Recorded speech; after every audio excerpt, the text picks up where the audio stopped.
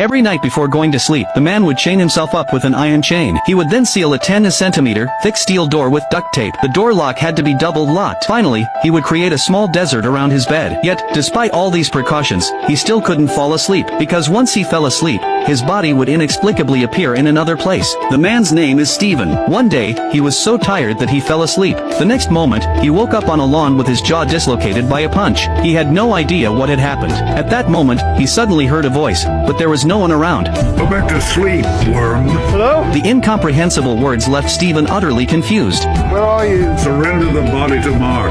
Just then, he felt something in his pocket. He took it out and saw that it was a pure gold ladybug. What's more bizarre, a sudden chill blew from the back of his head. When he turned around, a castle stood right in front of him. Stephen politely greeted the people on the castle, and they responded to him in a unique way.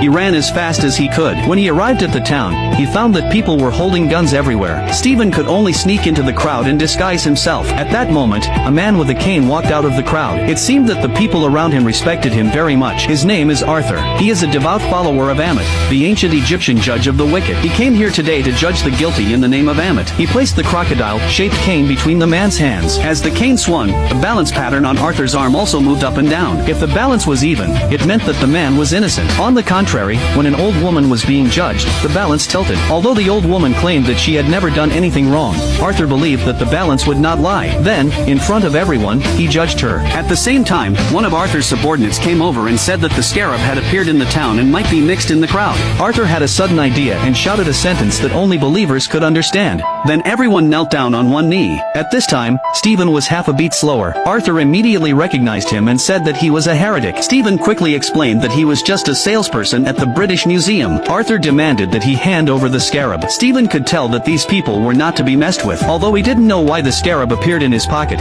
he had to hand it over in order to survive. However, his palm unconsciously clenched into a fist. Although he tried hard to control his will, he just couldn't. Helplessly, he used his other hand to pry his fingers open one by one.